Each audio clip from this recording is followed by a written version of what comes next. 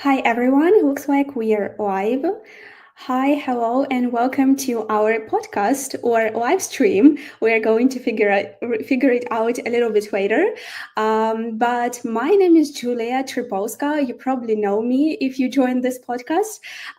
So I am the CEO of English for IT, and I have a very interesting chat and a guest for you today.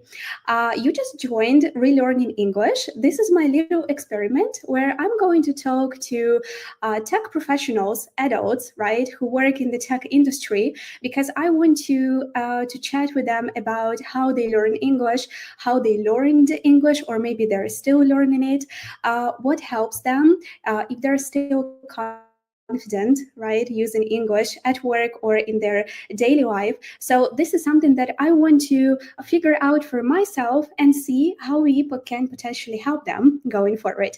Also, I have a special guest today. Hi, Dariia Kravchuk. She is my beautiful guest for this podcast. Dariia is a tech girl. She is a software engineer, also, of course, a non-native English speaker who has a very interesting story related to the English language. And before Dariia says hi, I want to share a very interesting background, like context, how we actually met. If you are from Ukraine, you probably heard of the IT Arena conference. This is a huge event for tech professionals, for companies. That was last September, I guess. So that's how we met. And when we had a chat about English at work, etc., it was one of those moments when you think, why aren't we recording this chat?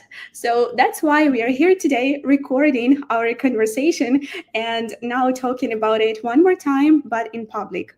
So Dariia, hi there. Hi there, and thank you for welcoming me. I Of appreciate course. it. Welcome. How's it going? How are you today?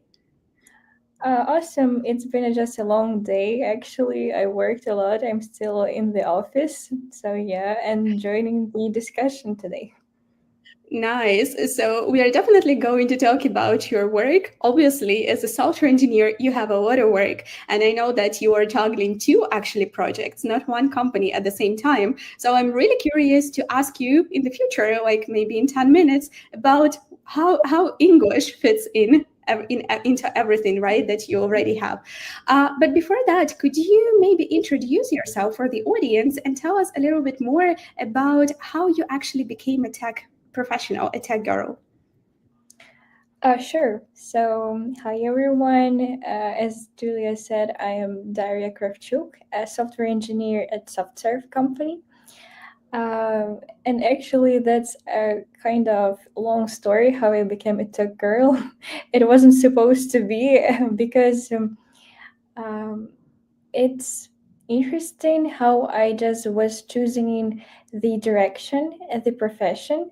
I was just a little bit confused around going into interpretation of the English language actually and into becoming a software engineer. But one of my friend, he decided to join UCU, that's Ukrainian Catholic University, and I was Right. interested. Yeah, so maybe that's why I chose it in a way. But for me, tech, uh, it's super interconnected with English language. Exactly. Yeah. So, in your case, you decided to leverage this fact that you learn English, and you knew it, yeah, before you joined the tech area, right? And you decided to combine it, right? Yeah, for me, it was just this profession was a mix of business, English, and technology, one in one place. So for me, it's something that combined everything that I truly am passionate about. Perfect, perfect. I think we often hear similar stories, and even my story it's somehow very similar because actually I also have this English background where I was learning English before I joined the corporate world, before I joined the ad tech industry. In my case, because I actually started very similar, just like you. I also started as an English teacher. That's I have relevant university degree, and that's the reason why so many companies, they have similar people working for them, somebody who had learned English this way. Okay, great. I suggest that we have a little warm up. I prepared a fun activity for us, so it's also interesting for our guests watching us. The game is called Did It or Never. If you've heard it before, it's very similar to Never Have I Ever game, where I'm going to ask you different questions, and you just have to quickly, without thinking a lot, answer did it or never done it. Okay, are you ready? Yeah, sure. Let's do Of this. course, it's about, yeah, nice. If you're ready, we just will get started immediately. All these questions are English related, So let's go with the first one. Pretended to understand everything on a call, which was in English. I think I had, because Okay, sometimes you have to understand a lot of the context. So just before you join in, before you understand, you have to sometimes just like a pretend. But after you dive into, you will grasp the concept. perfect. Okay, next question. You just say did it or never. Used ChatGPT to write a work email instead of you. Did. Okay, Googled how to say this in English during a work meeting. Did. Okay, skipped an English lesson with a fake reason. Never. All right, good girl. Nice. Turned off camera because you didn't want to speak in English.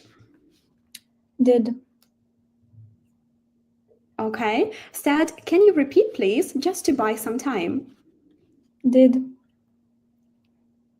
And said, sorry, my English is bad, or I'm sorry for my English. Probably did. Okay, thank you. Thank you for being honest. I think a lot of people can relate. And for me, I think I've done at least half of these statements and had half of these situations already. I think it just shows that we are not perfect. We are not perfect students, right? Or just in general. Of course, we make mistakes. And the first point about the question pretended to understand everything on a call, we don't have to be that perfect, that advanced to still speak English, right? And feel confident in work calls. What do you think? Yeah, certainly. I think that a lot of people just approach the English language as just something that you need to be perfect in. And because of that, they feel really stuck and don't really know how to express themselves from time to time. But I think that it's not how you should approach just languages in general, because learning languages is about the communication. There's something that it's truly what is just you're learning it for. So if you can clearly communicate your message to another person, you're done. Yeah. Yes, exactly. So I want to pay a compliment that your English teacher can be really proud of you now speaking English, having this podcast in English. But I'm not sure if you actually had your English teacher. So how did you actually learn this English for work, right? In general English, this is one story, like hobbies, families, these books at school, right? University. But what about English for work and business English? Did you have a private teacher, or maybe you had some other resources like watching YouTube, watching Netflix, or any other things? Yeah, just I think that I've used a lot of methods for learning the language, and I had a private teacher. Uh, I just want to give him a shout out. This Stanislav, and he actually lived in Australia for a long period of time and traveled around the world. So just discussing different types of traveling and just his work, because he worked as interpreter. Uh, Okay. it's something that gave me a lot of perspective. And for me, just it's not about like learning English, it's about acquiring the language. And that's I love something it. that I was just doing for a long period of time. So I surrounded myself everything that it was actually possible, it was in English translated. My phone, everything. When I read descriptions of products or just ingredients for recipes, I tried to do everything in this language that I want to just acquire as a child would in his native language. So it was basically my approach. So, and with my teacher, with Stanislav, we actually listened a lot of to business vocabulary, different type of situations, and we tried to digest them. So, for example, we started to listen for a short period of time, and then I had to write it down everything, and Mm-hmm. then read. So like reconstructing the sentences, understanding those chunks of words and their just order, and and with time you will see how they repeat sentence by sentence, and it's just something that helped me a lot. And you're saying that, and I think that in this case, in your case, you definitely have to be really interested in what you're doing. You have to be in love Yeah, with English, right? So you really want to explore that. And maybe your teacher motivated you in some way, right? Inspired you, I guess. yeah, sure, definitely. And it wasn't really about just like structured lesson, I would say, because I even never did my like homework, Of course. because yeah, And it was they don't do their homework. Okay. it's not but before that I had like basis from school and everything, but those lessons with my tutor was more about just, I think, communicating and understanding nuances of the language, and for me just I learned it for having the access to a larger amount of information in the space of our internet and everything, because I understood that while starting to code, uh, not a lot of resources was in Ukrainian, and for me it was like the chance to actually learn the topic by actually utilizing the English language.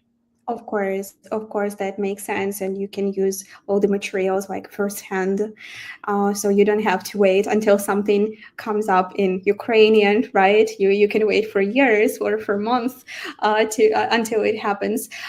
Okay, and I have a quick question. Are you still learning English? I mean, do you still have this approach of attending individual lessons with your teacher?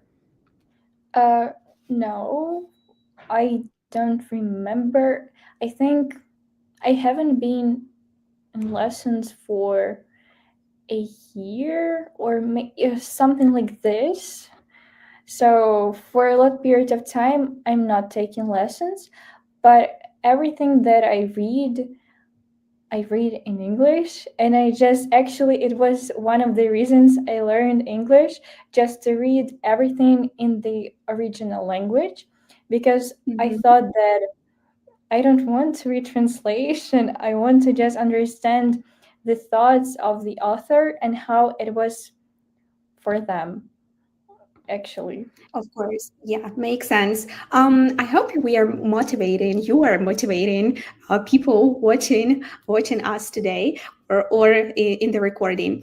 Yeah, and actually, what you're saying it really resonates with me, and definitely with a lot of people. You know, our students they sometimes approach us and ask, "So, what's the best way to learn English?" Because they watch something on YouTube. Some creators they mention this is the number one idea to improve your English. Now they open another influencer or another teacher, you know, on TikTok or anywhere elsewhere they mention another idea.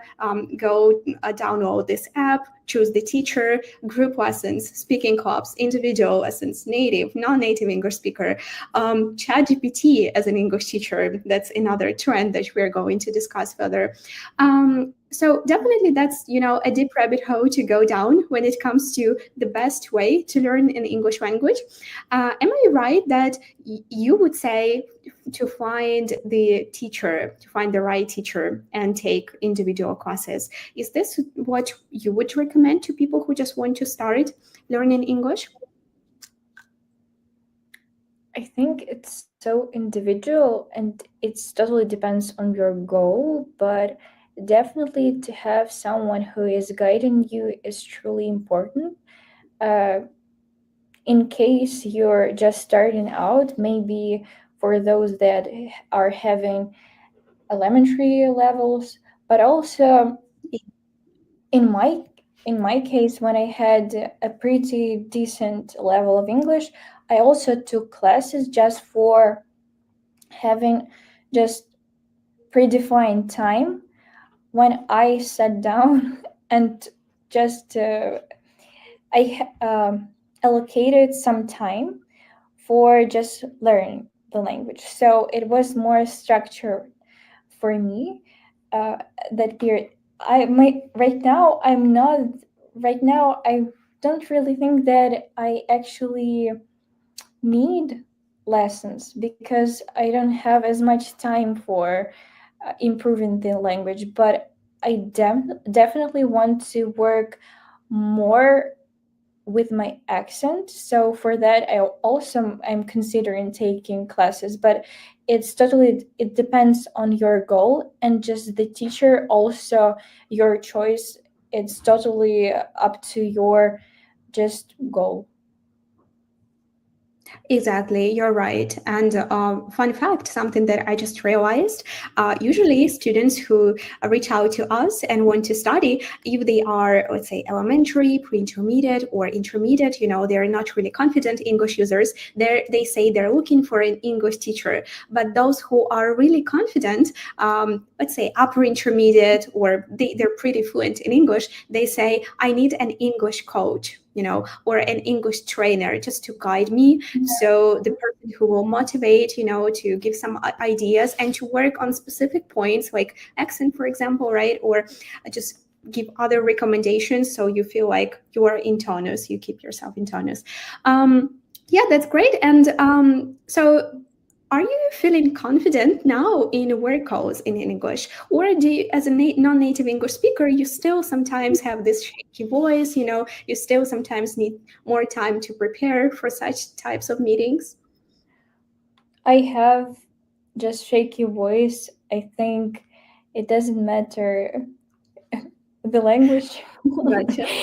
Yes, so definitely you're more struggling in English than in Ukrainian, but also it depends on the topic because some of the topics about innovation, startups, and so on, I think that I would prefer to talk in English because the language is just more natural towards this topic. So Yeah. it depends. Also, uh, yeah, something like this. Of course. Okay. Fair enough. Yeah. Well, what about those people, as we are talking about why adults need a different approach? That's the name of our podcast today. So let's take adults. They are professionals working in tech, right? So they have a lot of tasks to do, or they can be people who just want to break into tech. So now they're busy with their job interviews or something like that. They still have a lot of work to do, and definitely they need to engineer a solution that works for them to find this way to work on their English. What would you recommend to these people who just are starters or elementary English learners, but of course definitely they need English for work as Okay, soon as possible, I would say, right? I could tell something that helped me. So, for me, I like to listen to podcasts or YouTube videos and having it on the background. So, for example, I'm doing dishes or I'm cleaning, everything. And on the background, you're just listening to it as to radio. So, yeah, I understand that adults are really just busy sometimes, but having those like background noises could help you to also somehow just take English into your life. So for this, Mm-hmm. you would just, I understand that when you begin, it will be really hard to understand and to just digest the words, but you don't have to just listen one podcast in a row. You could just have like 10 minutes and go through those 10 minutes for a few times, and then Mm-hmm. you will see collocations of the words and linking of the words. If you have time, you could also just sit down with this podcast and start writing it down, and take a podcast that is interesting to you, so the topic you enjoy. For example, for me it was about some sport or motivational speeches. For others, it Okay. might be also traveling or cooking, and you will, or just topic that you want to be advanced in tech and Mm-hmm. different trends in AI, for example. I'm just generating ideas. So, and then just allocate time, sit down, and start to just write it down everything, and then listening. So do not take the whole video. Mm-hmm. Depending on your just level and everything. As I said, try to surround yourself as much as possible in English. Uh, Reading books, because I love reading. Maybe someone just loves more watching movies, so it also could work. The same goes with subtitles. You can try Mm-hmm. to turn them off, turn them on. Also, take your favorite movie. You understand everything about the movie, and you can just, Exactly. yeah, and you can just watch the movie. Yeah, and just remember the details, and it's just natural way of acquiring the language. I wouldn't approach it, yeah, like cramming grammar and so on and on. It's more about communication. So yeah. Sure, sure. So definitely this is the best approach for me as well. We are definitely aligned here that you have to know some basics, right, about this grammar and everything, and then you just surround yourself with English. You do everything in English. This tip where they say every teacher or just everywhere they say turn your phone into English and just everything that you just share it actually works, right? So here is the proof. Another fresh case would be not just like Google something in English, but ChatGPT that in English. People now use ChatGPT for not only for work tasks, right? Maybe for work tasks, they prompt in English. They say, hey, can you edit this email?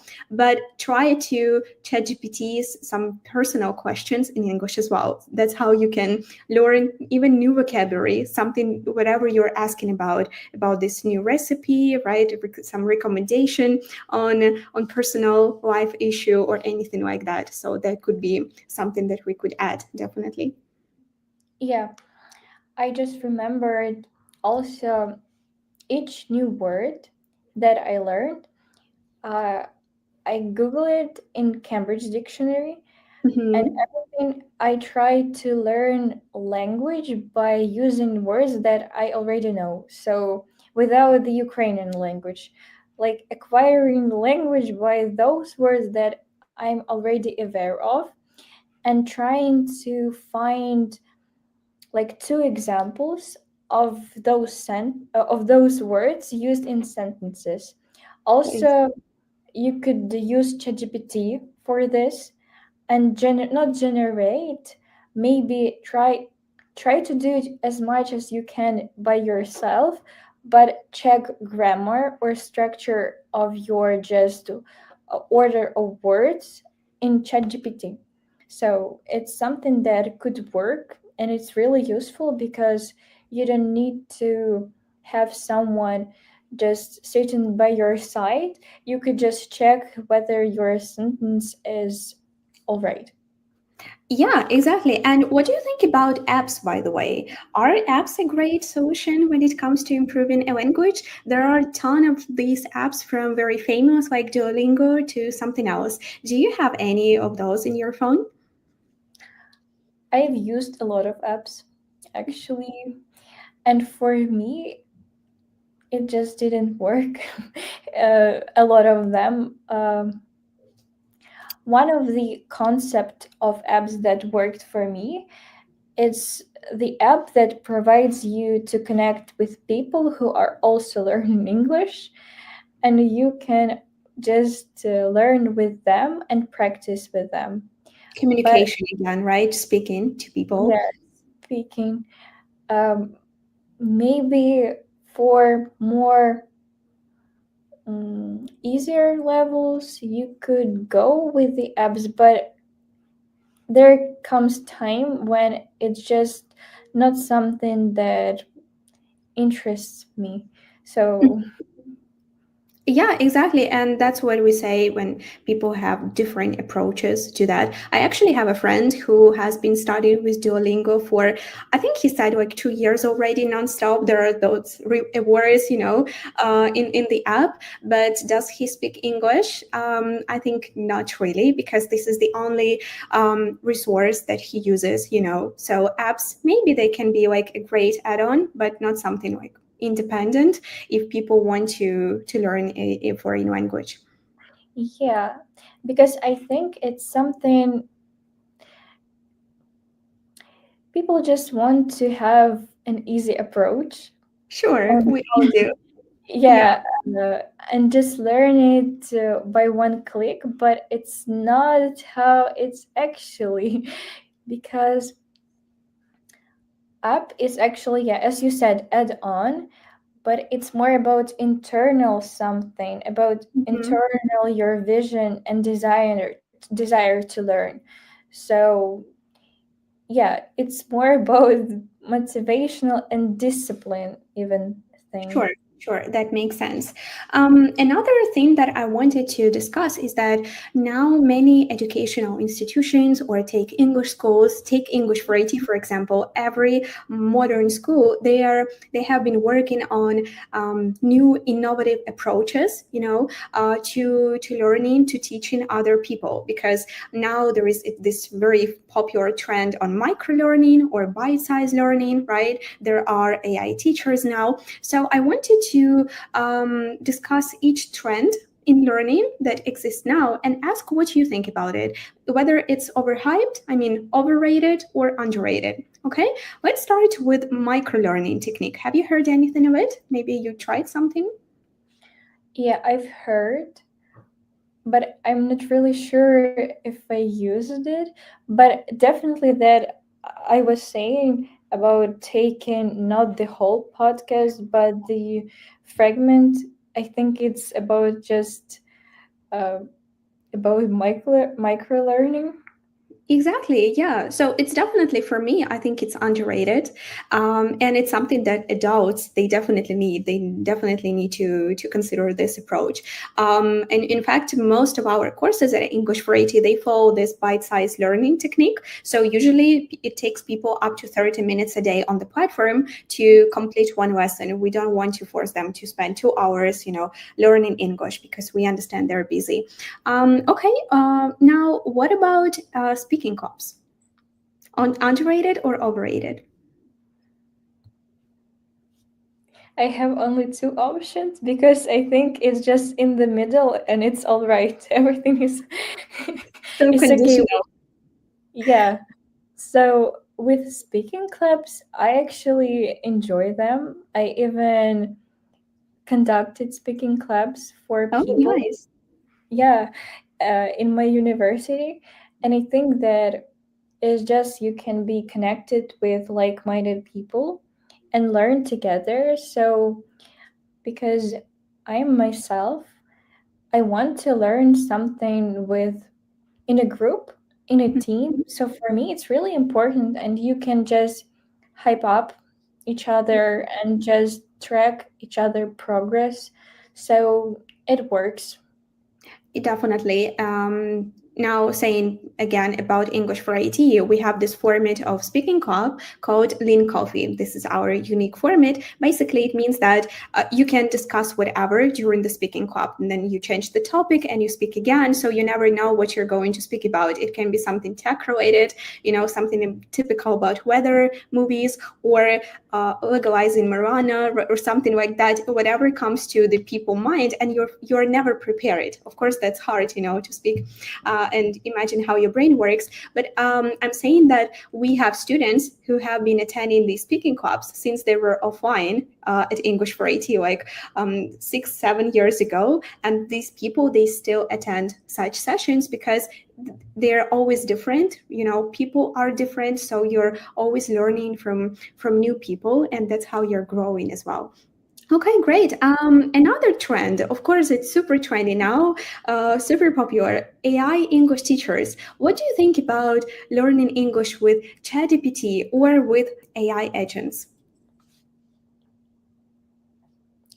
I think that it's actually something that is not a lot of people that I know utilize and use right now, but I think that the trend will be growing.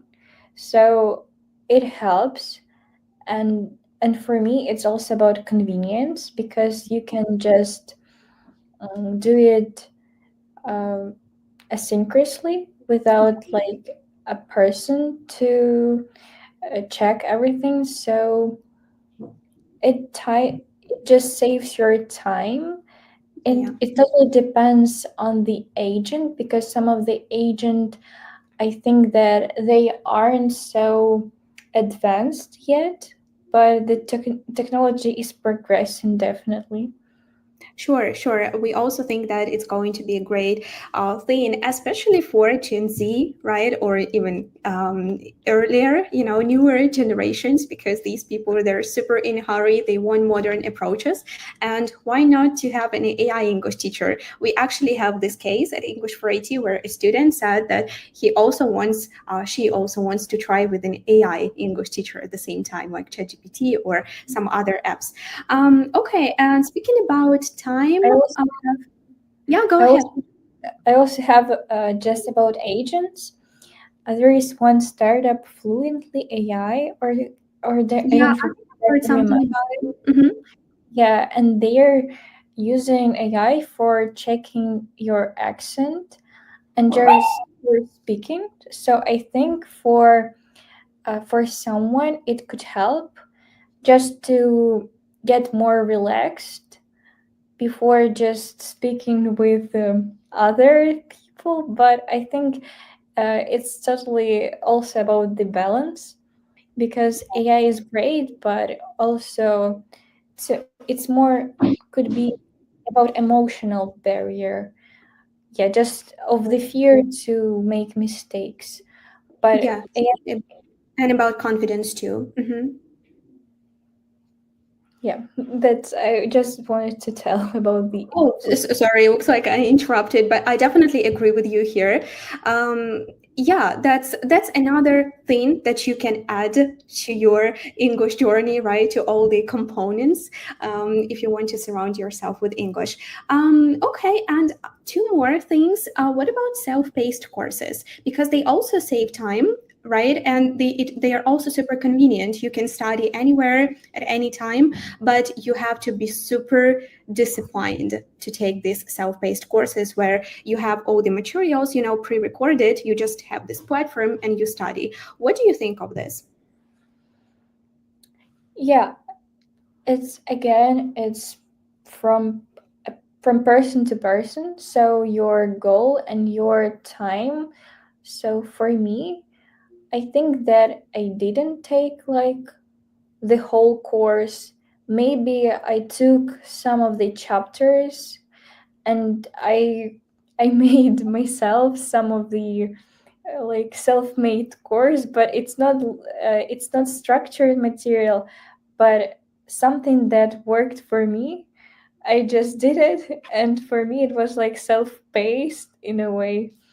So yeah, but when you're just starting out, I think that self-paced could help you to structure, to have everything structured for you, and Yeah. you don't have to uh, just do it yourself without understanding.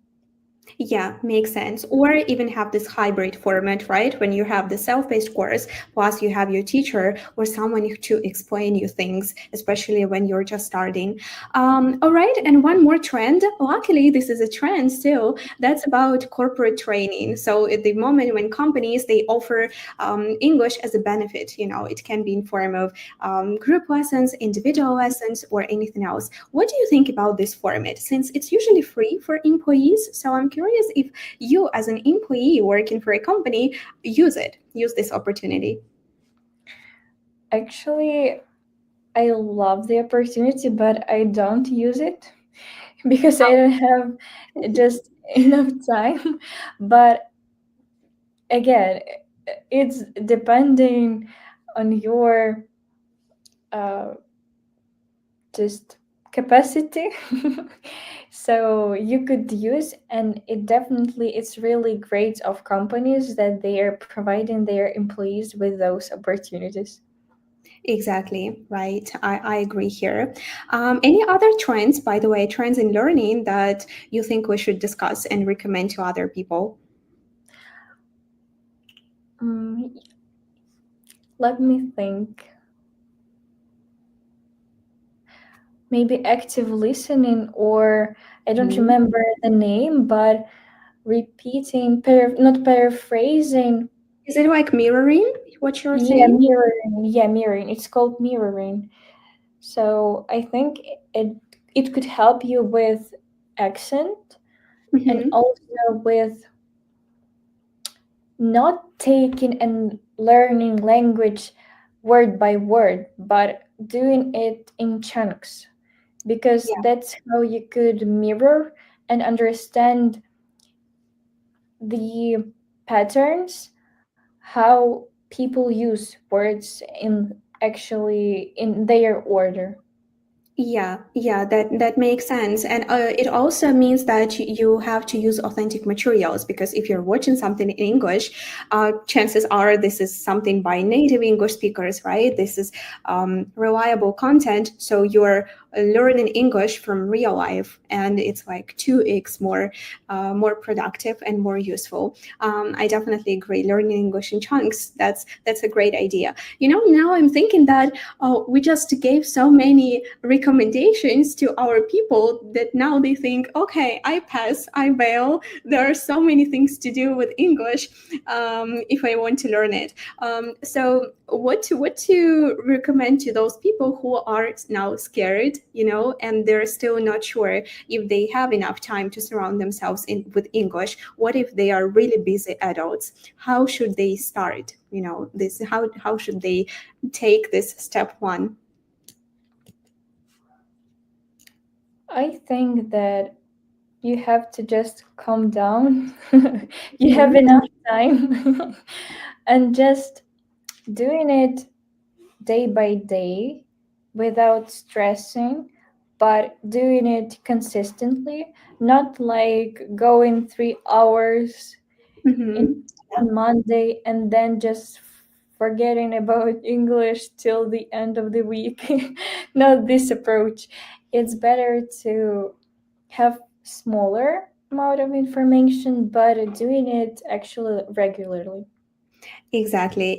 And I think you have to also build this skill. Now I'm pretty sure that this is all connected, this soft skill of having growth mindset or curiosity, right? They say radical curiosity.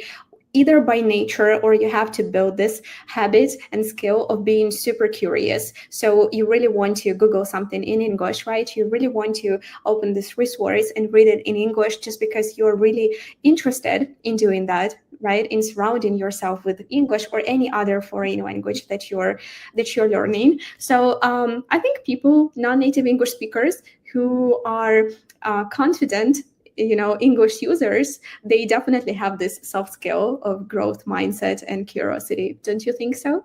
Yeah, that's right.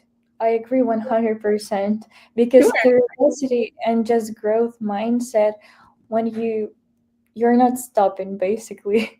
You want to learn, and just every day is a chance to learn something new. So yeah, just being curious, it could really help.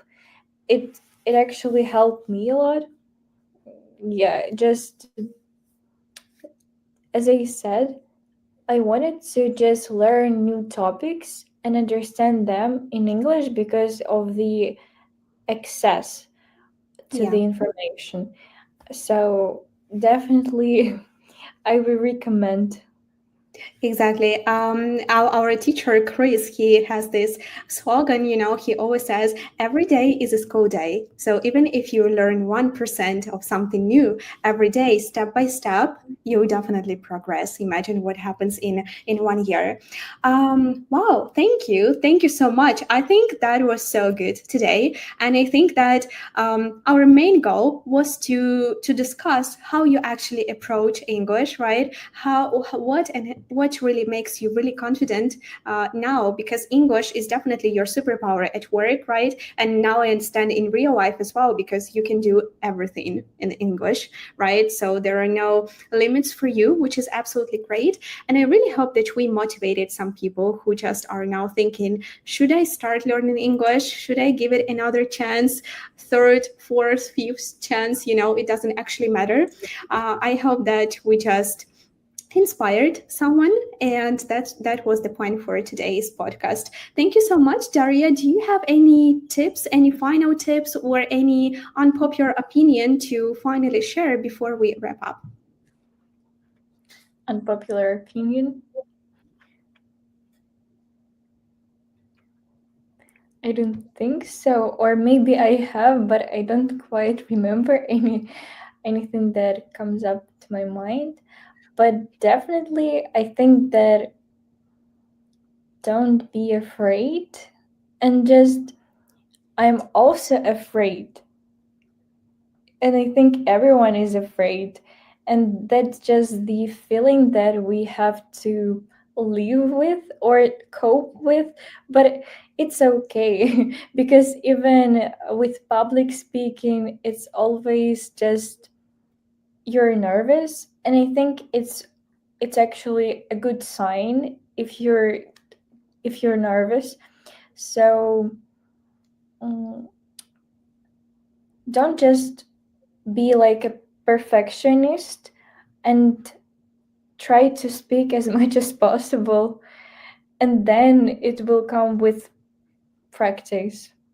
Sure, So sure. It's that's my something. That's a great tip. I think we should write a follow-up, another post to summarize everything, all the tips that you shared today, because they're really useful and helpful, and people have to read them all. Thank you so much, Daria. It was really nice having you today. I really appreciate your time, and it was lovely to see you smiling about your English journey. With your eyes being like star-eyed. Gone on that, because you love what you're learning and you love this process, and that's also another important thing, yeah, right? To have English or learning a foreign language as your hobby. So I really appreciate you, and thank you so much for joining me today. and I thank you for having me, and thank you for giving the opportunity for people to grow in their career by learning English. Of course, thank you. Have a great evening, and I'll see you when I see you. Bye for now. Likewise, bye.